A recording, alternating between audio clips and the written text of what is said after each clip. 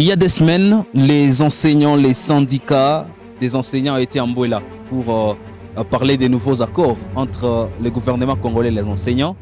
Et pour parler de cette question, nous allons donc recevoir l'un des participants à ces assises de Mbouela. Il s'appelle Fidèle Bichoko. Il faut qu'il y ait une caisse de retraite des enseignants, des écoles, des enseignants et de tous les agents de l'EPST.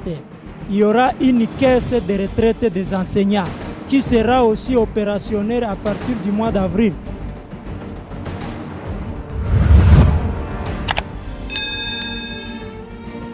En fait, nous étions partis à Mbouela. C'était pour évaluer les engagements pris entre le gouvernement congolais et les syndicats des enseignants de l'EPST. Les assises étaient structurées par 4 points, à savoir, on avait parlé de la carrière, et puis de la retraite, de la désactivation et de la rémunération. Pour ce qui est de carrière, on a dit qu'il faut un statut particulier des enseignants et il faut sensibiliser les enseignants pour ce qui est du respect des instructions officielles. Pour ce qui est de la rémunération, le gouvernement a pu réaliser de 50 à 100 000 francs la prime de gratuité des enseignants des écoles primaires publiques et cette prime sera inscrite dans les états liquidatifs à partir du mois d'avril 2023. Néanmoins, le gouvernement aussi a promis à prendre en charge 10 000 nouvelles unités de l'école secondaire et 5 000 nouvelles unités de l'école primaire à partir du mois d'avril 2023. Mais aussi le réajustement des frais de fonctionnement des établissements primaires publics qui ont connu le changement de structure et des bureaux gestionnaires. Voilà, en bref, pour ce qui est de la rémunération, ce qui a été conclu entre... cette fois-ci, c'était pendant la période de l'élaboration du budget. Nous espérons que cette fois-ci, les enseignants ne seront pas dupés et le gouvernement a promis à réaliser les engagements pris à partir de ce mois d'avril. Mais aussi, il y aura le paiement des enseignants par des grades transposés à partir du mois d'avril. Tout ça, c'est inscrit dans le budget 2023. Mais aussi, il faut qu'il y ait une caisse de retraite des enseignants, des écoles, des enseignants et de tous les agents de l'EPST.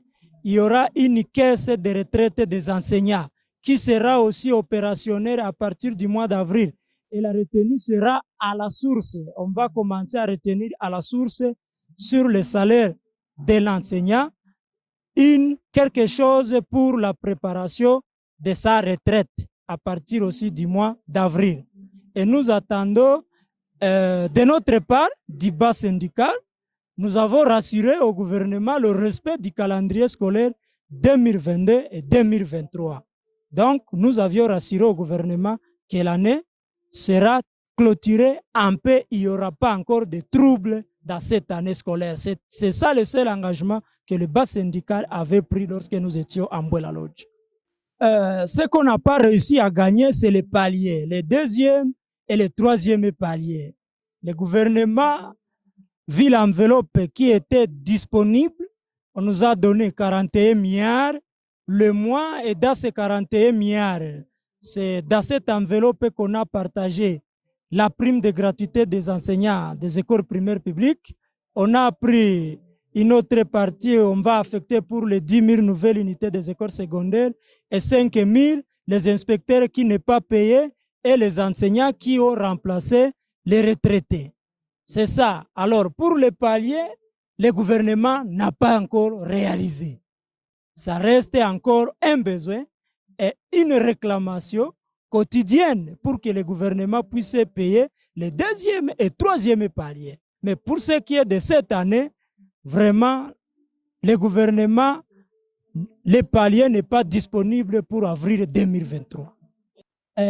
Aux enseignants, nous avions commencé l'année en paix et nous devons la clôturer en paix. Comme il n'y avait pas eu de troubles à la rentrée scolaire, je crois que nous devons aussi clôturer l'année en paix Et s'il y a des réclamations, nous allons commencer encore à élaborer un nouveau cahier de charges à soumettre au gouvernement pour qu'il puisse revenir en ordre pour ce qui est deuxième et troisième palier.